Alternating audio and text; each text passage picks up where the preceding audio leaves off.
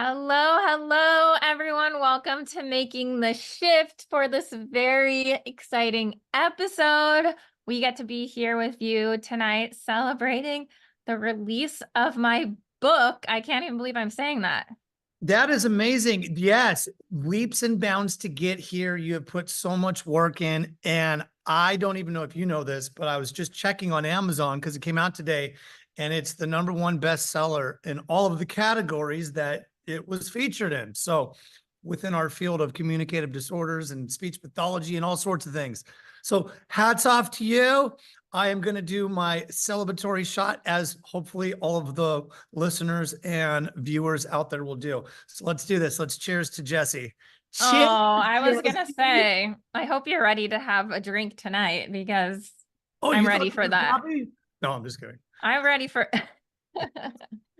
Yes, very, very excited and grateful that we hit the bestseller category in every category that we were in, and it's climbing its way up Amazon. And I'm just so grateful. And you guys probably, like, you would know this if you put a book out there, but I had no idea how the process worked, which is I can't actually see. I don't know who's ordering it. I don't know when it's being ordered. It like takes time to process, and I'm not even notified. So it's all going to be one big surprise to me. All I can see is the rankings, but just want to say thank you to anyone who has ordered it. And I'm just excited to get it out there. But I was thinking back today on how it's like writing a book is often on a bucket list, and I don't know if I've even told you this, Chris, but like I would sit down to try to write it over the years because it's always been on this big list of something I wanted to do.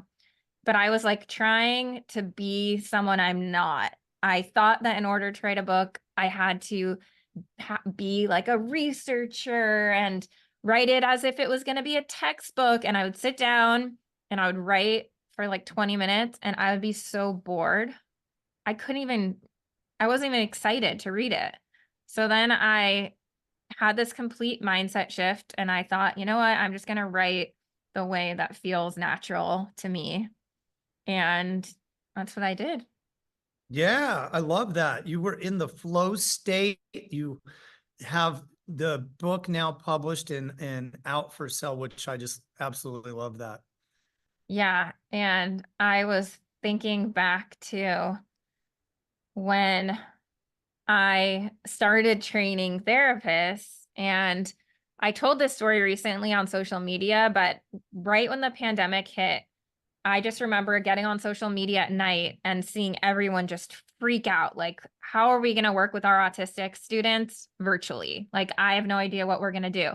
And in this split second, I made this decision to post in this big group forum. If I go live talking about on teletherapy for autistic kids tomorrow, will you come? And I forget where I read this, but recently I read a book that said some of the biggest decisions in your life are ones you put little to no thought into. And this was like such a prime example of that, where I had absolutely no plan. It was like 9 p.m. and I said, I'm going live tomorrow. And the next day I was sitting here in this office. I had my whiteboard. I was training therapists online from all over. And honestly, that's kind of like what snowballed into me now holding this book in my hand years later. It's just nuts how that happens. Yeah, that's amazing though. I think it's so funny because isn't that how it usually works? Like even with social media, the ones that seem to do really well and resonate the most are the ones that you spent 3 seconds doing. And it's like, how does that happen? But yeah, so yeah, I want to know like the journey, the start. What prompted? I love how you came up with that title. Oh That my would God, that was be hard for torture. me. I would be spending 3 years just coming up with a title, being nope, I don't like it. But That was the hardest part yeah, by that's an amazing far. title. I love that. Ready, That was the set, hardest part match. by far. I think I was sitting here today. I posted a video on this because I was sitting here and everyone in my office is like, "Oh my God, it's book day. Are you so excited?" And I was like, "I'm scared." Like I'm more scared than excited, which is crazy, but it's just like such personal thoughts and opinions and beliefs in this. And there's stories in this book of things that were so difficult to go through, but completely shaped my practice and where I am now. And, I was reflecting back on this one story of this boy in the book who was a 2-year-old autistic boy. I went to observe him at this very well-known center in the area, and every 2-year-old had a one-on-one aide behind them. It was like a puppeteer and a puppet. And this boy, like the second he would fumble or he would drop something, the therapist would just grab his arm and yank him down and have him pick it up. And it was literally like he was being controlled. And it was one of those things where I came back to have a conversation with the mom because she is crying to me. She's like asking for my opinion. What am I going to do? She said, mother to mother, what would you do? And it was like one of those moments. I'd never had a parent say that to me. Have you? I've only ever had parents ask for my opinion as a therapist. I'd never had a parent ask for my opinion as a parent, Right. Yeah. That you doesn't know? happen all too often. And it's different. And I remember thinking, like, we've got to get him out of this place because it was so compliance driven. And that's the thing is like, what is our goal for our kids? Like, is it to comply? Is it to complete an activity, or is it for them to be autonomous and independent and lead fulfilling lives, And I know we have not different perspectives, but we come from a different lens because like I see kids from the moment they're little babies and then you see them through graduating high school. Right. Yeah, no, absolutely. And we see that all too often. I think everybody like listening to and watching this right now, we throughout the school systems and throughout our time working, you see a lot of compliance-based strategies and not really providing the outlet for autonomy and allowing students to kind of build their own choice, their own ability to guide the things that they want to do. So have some of that independence. And it's sad you think about like the fact that that can start the second a child gets a diagnosis. So for me, writing this book was like trying to put a stake in the ground of we need more resources. We need to be able to, do better and provide a different type of support for our kids starting at a very young age. And as everyone knows, of course, me as the sensory SLP and sensory being so important, I was just mentioning this to you, but something I constantly think about, and I don't know if anyone has read the book called The One Thing, but it is a really famous business book. And I read it when I was starting a business. And now when I think about it in terms of therapy, which is in that book, they ask the question, what is the one thing that you can do to make everything easier or unnecessary? And I think about like, what are the goals that we have for our kids? We want them to communicate. We want them to self-advocate. We want them to use abstract thinking skills and problem solving and social and emotional regulation. And it's like we have this laundry list of things that we want for our kids and these goals that we want them to achieve. And ultimately, when I took all of those things I wanted for my kids and I laid them out in a list, you sit there and you look and ask yourself, what is the one area I can focus on that's going to make all of these other things either easier or unnecessary? And to me, it's always been regulation, because when you can get a child regulated, that's when you get them engaged and that's when you get them learning. And this 2-year-old boy I worked with who stopped going to that center and started just coming in and seeing me for speech. Like at one point, I was probably seeing him 4 days a week for speech because they were having trouble finding other providers for him. And I just remember thinking, like, he's just learning to talk and learning language naturally.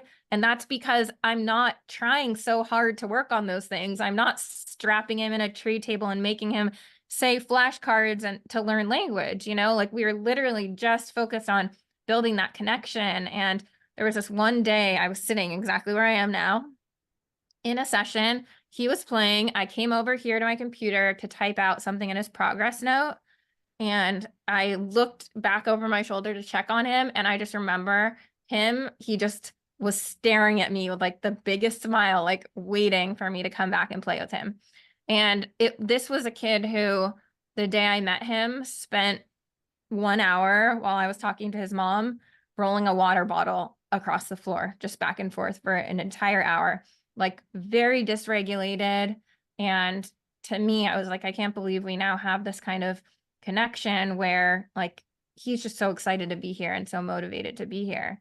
And if we could just make more, I don't even want to say just therapy, if we could just make more make life like that more often for our kids, where the focus is on how can we help them to become more regulated and engaged, the learning comes naturally.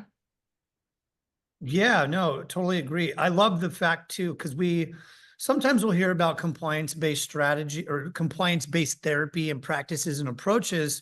And we learn like, okay, well, we know what not to do, but like, what's the solution? What's the alternative? And that's what the book provides. It's like, here's the gold. Like, here is the alternative strategies, regulation and connection. But what does that consist of? What are is the deep understanding behind that?